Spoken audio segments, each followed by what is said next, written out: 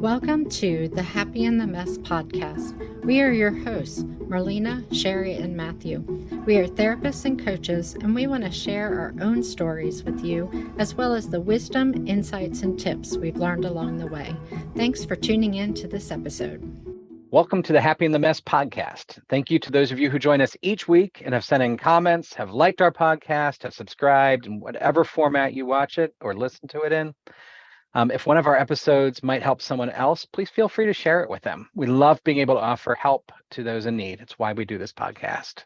So today we're going to talk about how to handle it when things are going, normally we talk about how things go wrong, like my introduction, right? How to handle it. But today we're actually going to talk about how to handle things that go right. But we're still feeling this anxiety anyway. So to help us shed some light on this, we have Marlena, the spiritual dating coach. We have Sherry, our couples relationship coach. And I am Matthew, the misfit coach. So as we get started, let's just do a real quick check-in with both of you. And I would love to know where people can find you, maybe what projects are going on as you're starting this journey. So Marlena, what about you? Yeah, you can follow me on all the socials at Coach Marlena, and actually encourage you to sign up for my free meditations at coachmarlena.com or coachmarlena.com/meditation. Holding a Valentine's Day sale, 30% off, a Deal Breakers Blueprint, a Swipe Right, which is online dating coaching for your profile, making your profile perfect and help you attract the right matches. And lastly, Heartbreak Cure, which is 7-day grief relief if you've just gone through a breakup. So I'm really excited about that. The sale runs February 14th through 19th. So get on coachmarlena.com and sign up for my email list so that you can get information on that promotion. Thanks. That's awesome. So people can spend 4 times the amount they normally do on roses, or they can buy into your program and get something that's long lasting. So I like that idea. So, yes, beautiful, Matthew. Sherry, what about you? Where can people find you?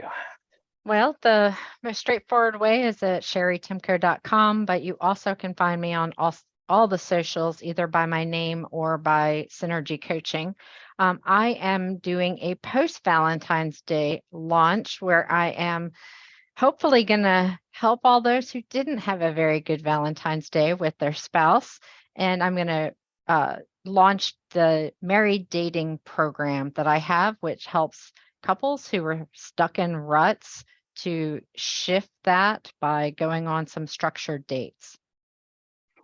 Sounds like an awesome opportunity. Great to have that done for you, have those encouragements to do that, because we also need Valentine's Day to encourage us to do other things. So it's great if we miss the mark on that. So so I'm Matthew Morgan. I'm at matthewemorgan.com or Misfit Refuge. And we're just working on all sorts of programs right now that can really help people who are just think about life in a different way. So I'm doing a big thrust on geek therapy. We're getting geared up for March 1st, which for Star Wars fans is a big day, being able to have a new series come out, and I'm trying to piggyback off that and just have some fun geek therapy. So feel free to check that out there.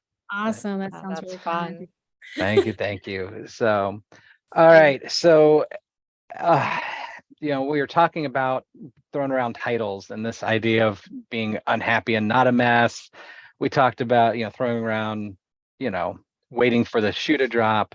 But really, what are we talking about here today? What are we talking about? Somebody who's waiting for the shoe to drop and waiting for bad things to happen? Are we talking about somebody who's just gone through a load of junk and it's just that's the time that they can fall apart?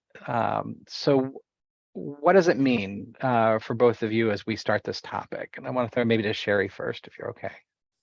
Yeah. I think this idea of waiting for the other shoe to drop, it implies that you're already in the middle of something.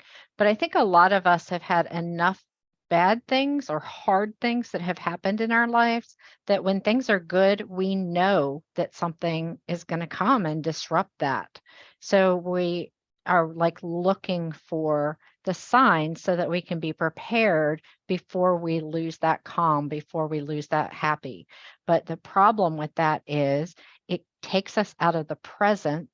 We're then looking at the future, and then we miss that time to relax and just be at ease and rejuvenate. So I think there's kind of this perpetual waiting for that other shoe to drop. Absolutely. What would you say, like if we're looking at somebody who maybe is in this state, what do you have a sense of maybe what their mind is doing or what kind of thoughts are going through their heads? Well, with clients I've worked with, and even for myself at times when things seem to have been going well, it's almost like I can't believe it. Is this going to last? I mean, what's wrong? It's almost like a what's wrong? Everything's right. Mhm. um, and it's kind of this incredulous attitude almost, which makes me a little sad at times, because it's like, why can't we believe that things are going well and that we might be able to enjoy it, and that because there's nothing wrong, that doesn't mean that there's something wrong, if that makes sense. Absolutely.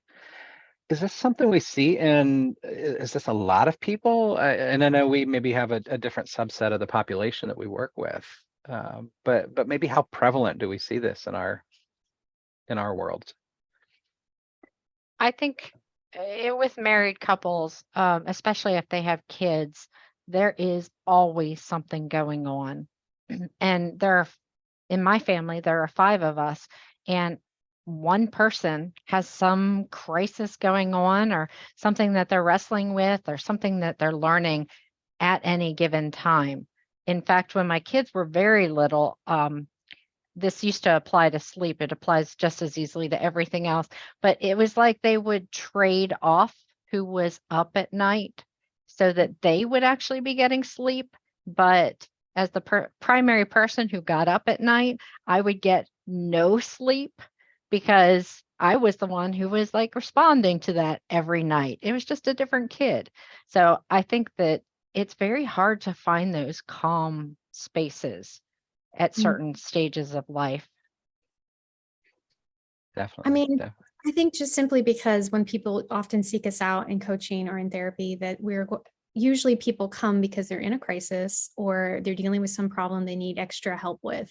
So unfortunately, we're a little biased. Like, I would say a good portion of people may be experiencing this. If they're in a good place, usually I'm asking them to not come in as often because they don't need it as much. And so yes, I see this a lot, and perhaps that's just because the people who are coming to me are often needing help with something. Mhm. Yeah, absolutely. And it's a great way to process that. I mean, it's typically we are the ones that people come to in times of help, but we don't always think about it in terms of, when things are going well. And I know a lot of times that's where we start seeing clients drop off, or we encourage them to space some things out. Mm. But that doesn't mean we don't have anxiety during this time. And I think always being tuned in, if people are unsure about what this feels like, going back to some of our previous episodes on processing emotions, or talking about anxiety and like, what does this feel like? Which is when we're jittery, we're hypervigilant, we're always on the lookout for something. And again, with what you said, at the expense of the moment. Mm. We lose whatever happiness is going on in that moment. Um, so we're really creating a mess in the happy here, as Mhm. we talked about for titles. A lot of Mhm. times I tell my clients to remember that life really is a series of ups and downs. And a lot of times we have a lot easier time expecting the bad things to happen. So something good's there, and like we don't have any problem just thinking like, okay, this is inevitable. Something's going to happen and ruin this. Um, but oftentimes I try to shift clients' mindset into this idea that um, also if things are going poorly, it's inevitable that things will end up turning out better eventually, and that we can get to that point. And sometimes we need that extra encouragement, I think.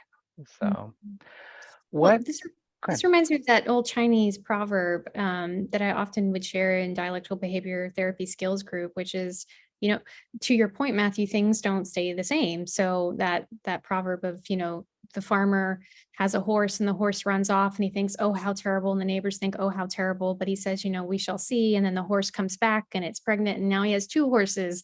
And the neighbors are like, oh, how great. And he's like, well, we'll see. And then his son decides to ride the horse and gets thrown off and breaks his leg. And the neighbors are like, oh, how terrible. And he's like, we'll see. And then the army comes and they're recruiting young men, but he can't go because he has a broken leg. And they're like, oh, how wonderful that he was injured and he could, we shall see. And on, like things that seem tragic maybe aren't, and things that aren't maybe become, I mean, it just goes on and on. Like it's hard to draw a conclusion based on what we see, because the result has multiple consequences. So it's never all good or all bad, and it changes over time. Our perspectives on it change as well. Yeah, that's a great story that really hits home that idea of kind of like just pausing and experiencing what is, and then being ready for whatever comes, but not anticipating it to such an extent. It's almost like having confidence in yourself, like believing that you can handle whatever comes next. And even if that is a really hard time or that's a really easy time, like you're just going to be able to be present and you're going to be able to handle it. Right. And to, I like what the pause word, like take a step back and refrain from judging the situation as you see it. Because that judgment again creates all kinds of feelings within us, right? If I call something so tragic, then I'm going to start feeling despair and hopeless. But if I call something wonderful, again, like our thoughts are so, and our judgments so dictate how we feel about things. And if we could just create like beginner's mind or some neutrality with what we see, we might be start to feel a little bit more stable, which is why I encourage mindfulness and meditation so much, is to develop that ongoing stability rather than these ups and downs that are just, sometimes it's really fun to be on a roller coaster, and sometimes you just want to get off and be like, nope, sorry, I'm done. All right, so I'm Great way going to to throw put a it. fly in the ointment, because I think we've talked about this before, about how when like I don't process things when it's a crisis. I go Right. into high functioning mode. Things become very clear to me, and I can just kind of put the details, arrange them, and things fall into place. But when it's calm is when I'll have to process all that stuff when I was high functioning.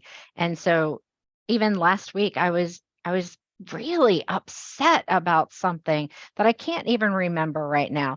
It was something like I was charged an extra $5 on something. Like it was really small. And of course my husband and daughter were like, what's wrong with you? Like this is not that big of a deal.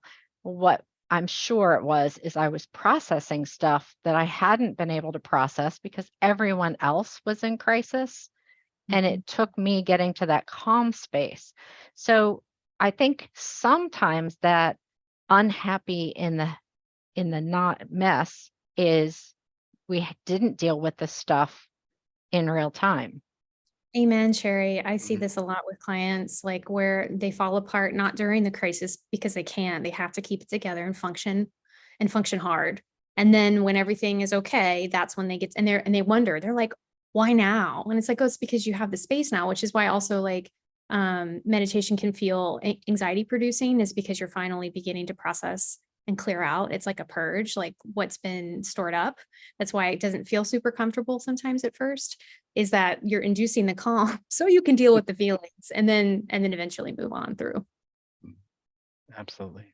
That ability we have sometimes to detach from our own feelings. One of the shows we watch as a family, or as my wife and I watch, NCIS, one of the characters in there was talking, she's an actress, and she's talking about how she can handle stressful situations, and she basically teaches herself to dissociate. And then shows up the next day and she just looks like she has gone 3 rounds with a professional boxer. And she realized, and what she said is kind of in the middle of the night, her ability to disconnect failed, and everything reconnected and came back in, and she had to process the difficult time, and in this case it was a life-threatening situation. Mm. So absolutely, I think hearing that, being present minded, sometimes it means processing what we've just gone through. Mm-hmm. Yeah, Absolutely. rather than dissociating is one way of doing it, over functioning is another, but there's Mhm. also like just setting that aside, and that it's not really a dysfunctional thing. like in a crisis, someone needs to function. Yeah. Someone needs to be able to hold things together. And so that's not always a bad thing. Mhm. And that goes, I think it goes back to that non-judgmental approach, because we all handle it in the way that we need to. And I know my wife and I, we have a rule that both of us can't fall apart at the same time. Right. It's a terrible rule because there's really no way to decide it, but oftentimes we use that as a guiding principle. There's a kid's book called Fortunately, Unfortunately that came to mind as Marlena, you were talking about the proverb earlier. Mhm. And I think observing, like sometimes these things happen and good things happen and bad things happen, but taking that point of maybe grounding ourselves, and allowing, Sherry, what you talked about, whatever coping strategies we use to get us through. So are there mistakes that we see during this time that really you have seen either as coaches or therapists? What mistakes do people make when they have this, mess in the happy moment? Oh, I don't like to label anything as a mistake. I feel like that just induces shame Mhm. and we can't go back and fix things. So Yeah. it's everything's learning and everything has a different set of consequences, good and bad. So I kind of reject that. Was it a mistake? It's like, no, you made the decision and you had a set of consequences and you're learning and growing and on we move. Like nothing is really a mistake. I like that approach. Absolutely. Very, very non-judgmental, very approachable with it. I think that we can be aware of what's happening and what our style is as we go through situations. And I think being present as much as possible allows you to experience that joy. Something that I frequently say to clients is worrying about what's going to happen next going to make that better? Or are you just sacrificing that time right now when things are okay? And so Mhm. just being able to say, this is my time. This is my time to reflect and rejuvenate and get stronger. And no matter what comes next, I can trust that I'm going to handle it. Mhm. So it goes back to that inner core of I am okay and I will be okay and I can handle what happens next. Mhm. Yeah. Yes. I tell this to my sober clients who are, recovering, when they're having a hard time. I'm like, well, you didn't get sober to now, throw your life away. Like God didn't get you sober to not drop you now, like, or the universe just didn't help you get sober so that your life would now go to, like Mm. it's going to be okay. And I had this lovely therapist many years ago who told me that exact thing you just said, Sherry, and it meant the world to me. She's like, no matter what, Marlena, you can trust that you're going to be okay. Like, look how far you've come. Like your life is a testament to getting through hard things. You can get through another hard thing and you're going to be okay no matter what. And I just took such great comfort in that. It helped me trust myself. Yeah, that's beautiful. A lot of times I'll ask the question, but did you die? As unpleasant as something was to get through, or as hard it is, or as anxious as we are, like, have we died? No, like we're Yep. still here, we're still breathing. The Mhm. universe still has a reason and a purpose for us. So, Mhm. um, so go ahead. Oh, I love how Abraham Hicks says, you all know, I'm a big fan of her. And she says, um, there's nothing serious going on here. There's just nothing serious. Even when it feels, there's really nothing serious going on here. And if you can take that attitude, if there's just nothing really serious going on here, it can be so calming. And I just appreciate that perspective. And some people think maybe that's trite or I'm making little of maybe bigger things, but I do appreciate that. Like you said, if no one's dying, is there anything really serious going on here? All And she right. would, So just even if, yeah, someone is just dying, serious. just to push back against that a little bit, because we don't want to go into toxic positivity, Mhm. which is denying that something is happening, but being able to stay in that space where it's okay that this is happening and you can handle it and you're going to get through this. Mhm. Agreed, Sharon. Yeah. Absolutely. So maybe with all of this in mind, right? So we have somebody who's they're feeling anxious, but things aren't necessarily wrong right now. Sometimes, as I've been gleaning from the two of you, sometimes it's us planning ahead and productively, Mhm. right? Like what happens at this next step. Sometimes it's us planning ahead unproductively. Again, going with this idea, Marlene, I want to really hold to your idea of non-judgment here. No mistakes, right? But, we're handling things the way that we are. What are some things that we can do or not do during this stage? And I worded that intentionally because I think sometimes we try so hard to put into action things that we should just not do and just be present in the moment. So what are some things that we can do or not do during this stage?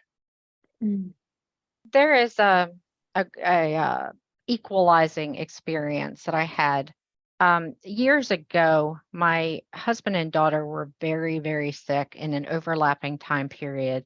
And I mean, I remember sitting next to their beds praying that they would be okay. Like that was the level of it.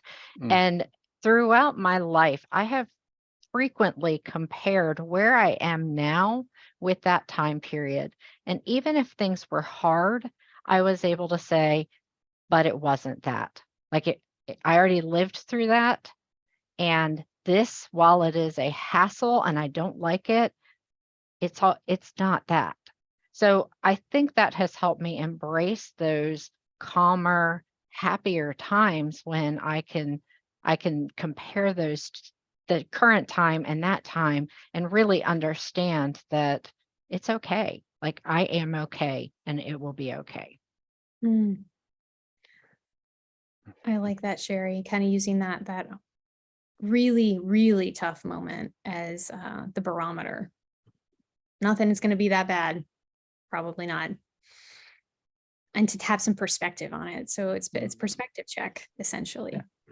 Yeah. I used to do that for a long time after the Peace Corps. Like, I'm not in the Peace Corps. It's not that bad anymore. It's never going to be that bad.